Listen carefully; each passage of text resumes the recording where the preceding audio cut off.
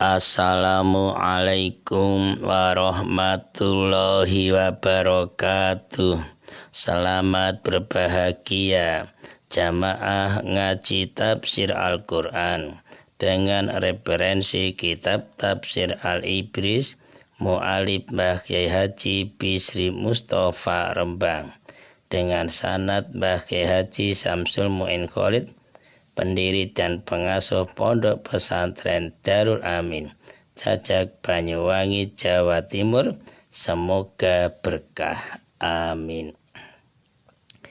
Dilanjutkan surat Al-Baqarah ayat 148.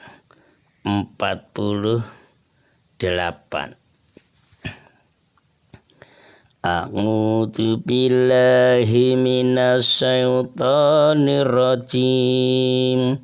Bismillahirrahmanirrahim. Walikulli wajhatun huwa muwalliha fastabiqul khairat. Ainama takunu ya'ti bikumullahu jami'a. Innallaha ala kulli syai'in qadir. Walikulin lan iku tetep kedue saben-saben wong wijatun utawi adep utawi kiblat. Huwa kang utawi kulin iku muwaliha madhepe wijahah. Fastabiqu mongko padha balapana sira kabeh al khairati ing pira-pira kebagusan.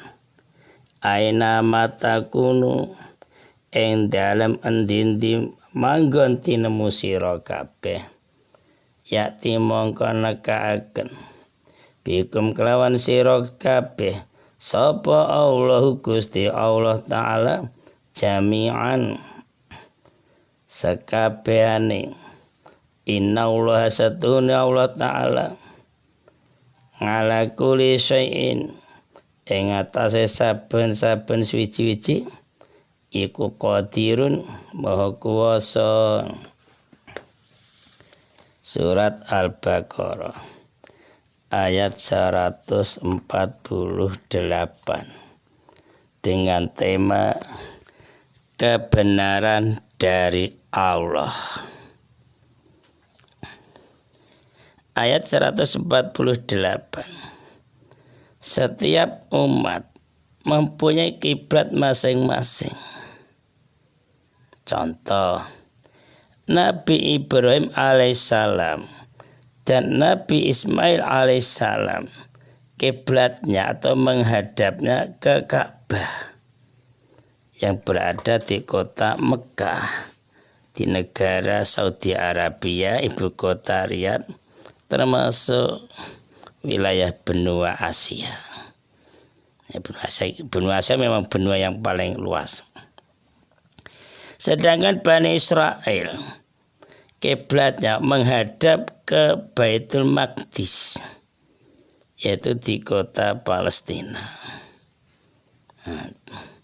Sedangkan orang Nasrani itu menghadap ke timur, kiblatnya menghadap ke timur. Nah, yang prinsip pokok ialah beriman kepada Allah. Tidak beriman saja dan mematuhi segala perintahnya Allah. Beramal kebaikan kepada Allah karena Allah, itu prinsipnya. Karena apa?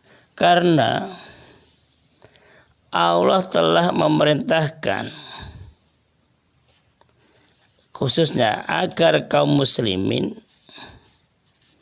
itu menghadap ke Ka'bah dalam sholatnya.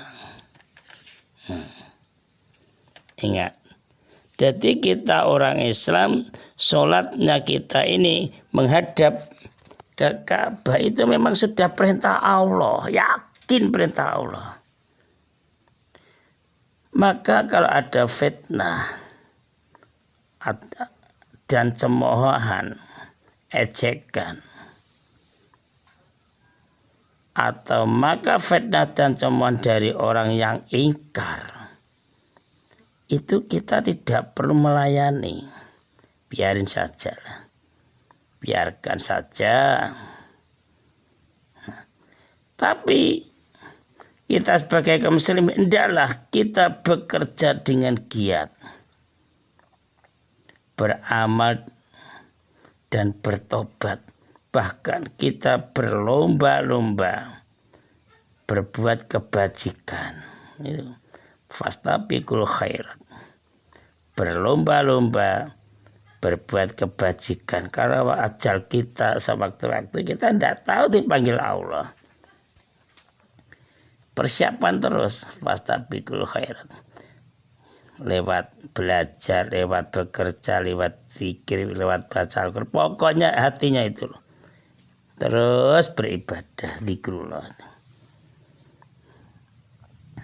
Jadi sebab apa? Sebab Allah nanti akan menghimpun umat manusia untuk menghitung serta membalas segala amal perbuatan manusia, perbuatan kita. Maka kita betul itu oleh Allah disuruh perintah fastabiqul khairat, berlomba-lomba dalam beramal kebaikan itu. Sebabnya ada penghitungan. Jadi kita, pemikiran kita ini kalau dengar ayat ini, oh kalau gitu besok kita pasti dihitung. Nah, itu lah. Makanya gerakan hati kita selalu kebaikan, menjaga hati kita supaya tidak ternoda kan terus gitu. Dan Allah itu maha kuasa. Maha kuasa ala kulli syai'in qadir. Maha kuasa atas segala sesuatu. Kalau sudah kalimat Allah maha kuasa atas segala sesuatu, kita tidak punya daya kekuatan sama sekali. Lemah, tidak ada kekuatan. Jadi tidak ada yang dapat melemahkan Allah. Tidak ada. Tidak ada yang akan mengalahkan Allah. Tidak ada. Sebab Allah maha kuasa atas segala sesuatu. Jadi yang paling maha kuasa ya Allah. Jadi Allah maha kuasa untuk mengumpulkan semua manusia pada hari pembalasan. Nah ini. Jadi kita selalu bersiap-siap terus untuk husnul khotimah itu.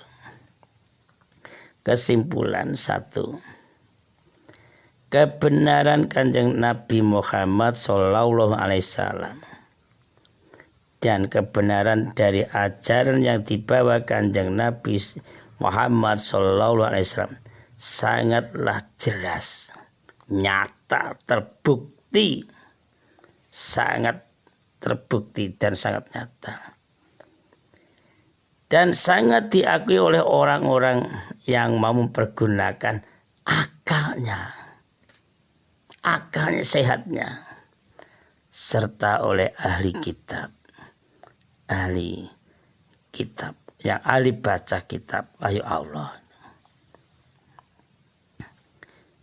2. Umat Islam harus berpegang teguh. Kita ini harus berpegang teguh sangat kuat kepada prinsip dan kepada keyakinan agama kita. Harus dibimbing terus hati kita ini terus. Ya caranya gimana? Ya caranya dipupuk dengan dikeluar kegiatan jamaah, dipupuk dengan pengajian kitab. Ya kalau kita bisanya kitab Al-Ibris, ya nggak apa-apa lah, disyukuri memang bisanya ini. Disyukuri. Jadi kita tidak boleh mengikuti keinginan hawa nafsu orang lain. Baik karena ingin menyenangkan hati mereka, maupun karena takut kepada mereka. Tidak boleh. Sebab itu merusak. Maka ada tulisan di dinding dalam para ulama. cepat atau lambat kita mengikuti keinginan orang lain atau mengikuti hawa nafsu kita akan mengalami kehancuran itu loh. Memang betul itu. Nah, jadi umat Islam harus berpegang teguh betul-betul kepada kebenaran yang datang dari Allah. Dalam arti kita tidak boleh ragu, tidak boleh bimbang, tidak boleh berpaling dari kebenaran. Karena apa? Karena kalau kita berpaling dari kebenaran, pasti akan mengalami kesesatan. Itu jelas ya. Maka kalau kita dicemooh, dihasut orang-orang yang ingkar, tidak usah dilayani. Biarkan saja. Syukur-syukur kita doakan mudah-mudahan Allah diberi daya. Itu lebih baik sikap kita. 3. Orang Yahudi dan orang Nasrani telah mengetahui, yakin telah mengetahui dengan jelas dari kitab suci Taurat, kitab mereka, bahwa Nabi Muhammad SAW akan diutus Allah sebagai Rasul Allah. Tetapi karena hatinya dengki, hatinya sombong, maka orang Yahudi Nasrani itu menyembunyikan masalah hal itu, disembunyikan. Orang sekarang diedit, bahkan dihapus, dihilangkan. Saking nakalnya itu. 4. Umat Islam seperti kita ini harus giat beramal dan giat berlomba-lomba berbuat kebajikan. Amin. Assalamualaikum warahmatullahi wabarakatuh.